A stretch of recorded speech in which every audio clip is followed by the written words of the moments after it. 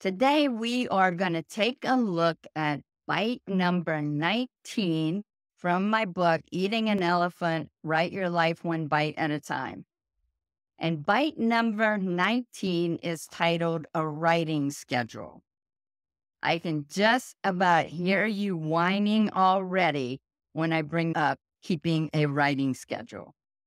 This being the first Thursday of the month, we are going to take another bite of the elephant and see what you can learn about how a writing schedule can serve you.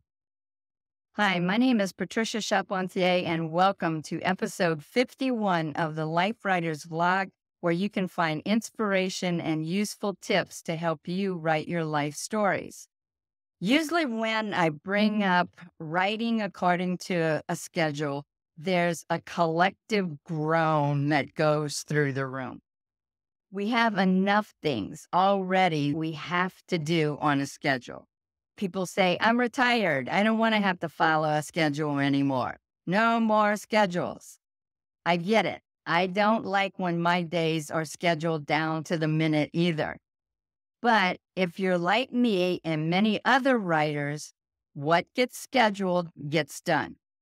If I wait until I have time to write, I never do. No writing gets done, ever. If I wait for inspiration to motivate me, very little writing happens there either. I loved what Dan Poynter said about waiting for inspiration to hit. He says, if you wait for inspiration to write, you're not a writer, you're a waiter. I love that. I think that's so funny because I have spent a good bit of time being a waiter and not very productive at all. But no, there is no perfect writing schedule. It also does not have to be a schedule for hours of writing. It could be a 10-minute block for a writing session. It has to fit within your life. Also, your schedule may need to change when your life changes. I once had a professor who wrote every night from 10 p.m. to 1 a.m. He had a family and he waited for his kids to go to bed. He slept for a few hours and then went to work at his regular job. But then, after his kids grew up, he became the writer in residence at Rollins College. He taught classes and he had a whole different schedule. He had a lot more freedom to write. I'd like for you to think about what you can do when it comes to writing, not what you can't do. Your writing schedule will likely need to change week to week. If life is such that you can schedule the same time to write every week, that's great, but it's not necessary. Also, you may schedule a number of words you want to write each week.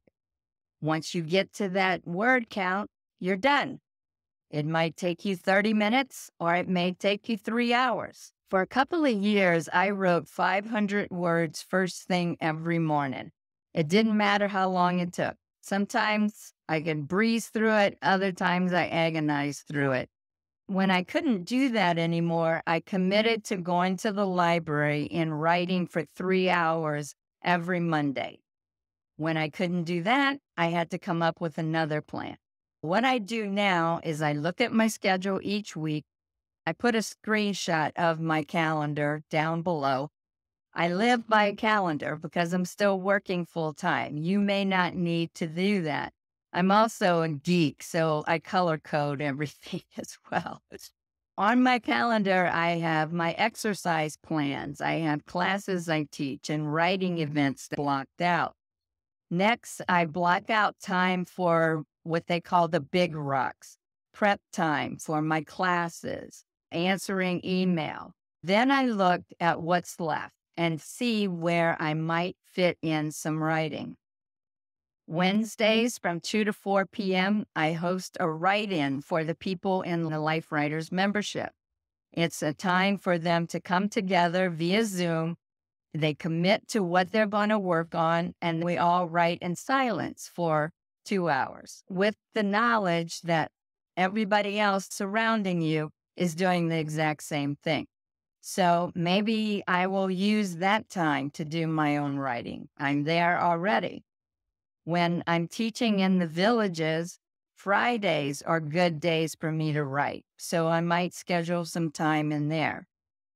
What I would like for you to do is look at your calendar for the next week.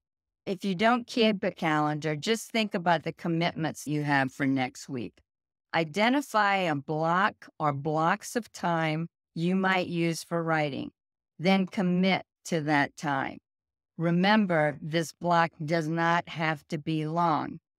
Also, when you get to the end of your block of time, stop.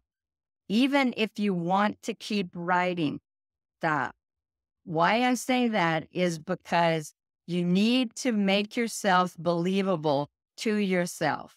If you say you're going to write for only a half hour and then you end up writing for 2 hours instead, the next time you try to schedule a half hour to write, your head is going to say, I remember how that went last time. I don't have 2 hours to write. So it's a way for you to procrastinate. If you want to keep writing, stop for about a half hour or so, and then block another time and keep going. But stay true to that first block you committed to. Protect it like you would a doctor's appointment or other important appointments.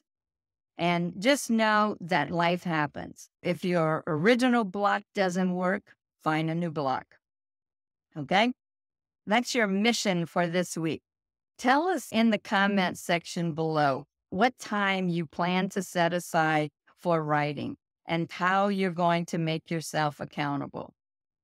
But remember, no matter what you do, the only way to do this wrong is to not do it at all. If you liked what you just watched, sign up to be notified of future vlog posts, Sunday stories, and upcoming events. You can use the buttons down below to share this episode on social media or with a friend who might enjoy it. I would really appreciate you doing that. Until next time, everybody, happy writing.